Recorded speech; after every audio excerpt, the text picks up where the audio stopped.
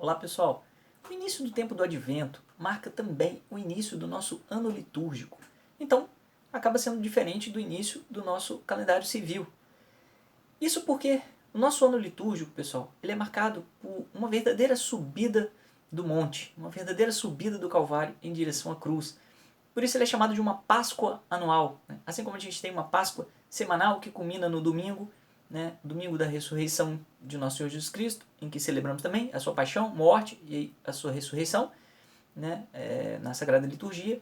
Assim nós temos também uma verdadeira subida do monte, né? Pela qual passamos até por toda a história da salvação, né? Na verdade, vamos além. A gente começa celebrando o ano litúrgico, lembrando da segunda vinda de nosso Senhor Jesus Cristo, né, no fim dos tempos. E quando a gente chama de fim dos tempos, além de ser o fim desse tempo presente, do tempo da igreja, ao mesmo tempo é a finalidade, né, a gente chama de finalidade dos tempos, ou seja, o objetivo de todos os tempos, em que tudo se consuma em nosso Senhor Jesus Cristo, que voltará na glória. Né? Então a gente começa o nosso ano litúrgico lembrando disso, mas ao mesmo tempo lembrando também de que aquele que virá, né, uma segunda vez, consumar toda a história, é aquele que primeiro veio na carne e, vindo na carne, passou depois por sua cruz e por sua ressurreição, nos abriu o céu, nos redimiu. Então, a gente começa lembrando dessa segunda vinda e da primeira vinda, e é isso que marca, pessoal, o tempo do Advento. E aí, então, a gente passa pelo Natal, né, pelo tempo do Natal, lembrando que o tempo do Advento e o tempo do Natal formam um grande ciclo, pessoal, que é chamado o ciclo do Natal, né, formado por esses dois tempos. Depois a gente tem um tempo comum, ele é dividido em duas partes, né? A gente tem a primeira parte aqui de um tempo comum, e depois a gente tem o tempo, mais um ciclo, né? Que é o ciclo da Páscoa, o ciclo pascal, que também é dividido em dois tempos aí dentro. O tempo da Quaresma e depois o próprio tempo pascal, né? O tempo da Páscoa. Então segue depois a segunda parte do tempo comum, que vai no seu finalzinho começar a falar dessa segunda vinda de Cristo, né? Então a gente começou falando da segunda vinda de Cristo em relação à primeira vinda, né? Voltando para a primeira vinda. Bom, aquele que virá na glória é aquele que veio na carne nos redimir. Então a gente passa por sua paixão, morte e ressurreição depois e termina falando de novo da sua segunda vinda. Ó, esse que morreu na cruz, que nos redimiu, é aquele que voltará. Esse que nos absolveu é aquele que voltará como justo juiz para julgar os vivos e os mortos. Né? Termina assim, e falando ele, que é o rei do universo. Né? Então a gente termina com Cristo Rei, tendo ali uma última semaninha de tempo comum, e assim a gente encerra o ano litúrgico. É o que acabou de acontecer com a gente. Né? Então, é uma verdadeira Páscoa anual nesse sentido, pessoal, em que a gente caminha ao longo de um ano vivendo a vida de Cristo, né? Sofrendo, se alegrando com Ele, como se a gente estivesse ali na manjedoura, né? Se alegrando com o seu nascimento, sofrendo com a sua morte, admirando-se com a sua ressurreição e nos enchendo de esperança, porque se com Ele morremos, também com Ele ressuscitaremos. Então, os nossos sentimentos, né, também vão sendo movidos e vão se assemelhando aos sentimentos de Cristo, nosso Senhor, e assim a gente vai se assemelhando a Ele e aprendendo a amá-lo, pessoal.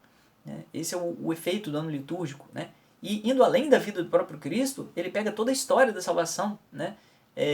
A gente, no final, como eu falei, a gente celebra, inclusive, né, as coisas que acontecerão, né, o seu retorno glorioso, e a gente também aí se enche de esperança. Né? E por isso a gente reza, inclusive sempre na liturgia, vinde, Senhor Jesus. Né? Então, esse ano litúrgico é uma verdadeira Páscoa anual, é uma verdadeira celebração da história da salvação e uma verdadeira caminhada na vida de Cristo, né? Que a gente vai unindo a nossa vida com a vida de Cristo ao longo do ano. Beleza. O que mais que a gente pode dizer a respeito disso, pessoal? Bom, esse tempo do Advento, ele é marcado por 4 semanas que possuem uma cor roxa que nos convida a quê? Esse roxo, assim como o roxo lá da Quaresma. É sempre uma cor ligada à preparação, pessoal, a uma conversão, né? A gente se preparar para uma celebração que sempre nos convida a um passo na nossa vida espiritual. Né? Sempre nos chama a nos assemelharmos, né? A termos os mesmos sentimentos de nosso Senhor Jesus Cristo. Né? Daí essa cor roxa. Esse tempo do Advento, ele existe desde o século IV, pessoal, assim como o tempo da Quaresma, né, que são tempos que foram começados, desde sempre celebrava-se o nascimento de nosso Senhor Jesus Cristo e a Páscoa, né? Então eles começaram, surgiu a necessidade da igreja nascente ali, ainda era a igreja nascente, né? Ano 300 e pouco, de fazer um tempo de preparação, tanto para o Natal quanto para a Páscoa, né? Então daí surgiram os tempos do Advento e da Quaresma. Só para a gente se situar. Se a gente tivesse que chutar, pessoal, alguma data para alguma coisa antiga que surgiu liturgicamente, a gente chuta século IV, que a chance da gente acertar é grande. Tá? Então, sendo esse tempo do Advento, então, que marca o início do ano litúrgico, um olhar para a segunda vinda de nosso Senhor Jesus Cristo, lembrando que no final do ano litúrgico era esse o caminho, um olhar para a segunda vinda. A gente inicia o nosso ano litúrgico ainda com esse olhar, olhando para a segunda vinda de Cristo, e mais para o final, a partir da segunda quinzena e mais para o final dessas 4 semanas do Advento, a gente volta o nosso olhar para a primeira vinda. Naquele sentido, aquele que virá na glória, a gente olha, começa olhando para a consumação da nossa história, onde está a nossa esperança. E a gente fala, bom, esse é aquele que veio na carne nos resgatar primeiro, né? Por isso temos alegria na sua vinda, né? Porque se preparados estivermos, não nos será motivo de tristeza, de angústia, de choro, mas nos será justamente motivo de paz, de alegria, de uma felicidade eterna. Então, nesse sentido, a gente primeiro celebra aquele que voltará e depois, mais para o final, se aproximando já do Natal, a gente passa a celebrar aquele que veio pela primeira vez, né?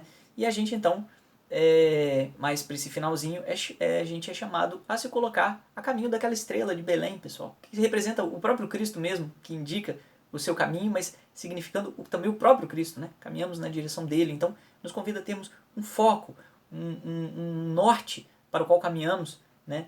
Em linha reta, e é o nosso único essencial, né? Caminhamos em direção ao nosso único essencial, que é o nosso Senhor Jesus Cristo, deixando aí as hospedarias, ou seja, todos os apegos dessa vida, porque no final das contas nós somos peregrinos neste mundo, né, pessoal? E aí nos encontramos com o nosso Senhor Jesus Cristo lá no presépio, né, que se chama estrebaria, estábulo, né, ali na manjedoura, onde nosso Senhor Jesus Cristo se faz aquele alimento da vida espiritual, né, assim como existe o nosso alimento do corpo, ele se faz o alimento, né, da nossa vida terrena, ele se faz o alimento da nossa vida eterna, pessoal, de modo que então o seu nascimento na carne, ele acaba sendo para nós motivo de um novo nascimento de homens espirituais destinados ao céu.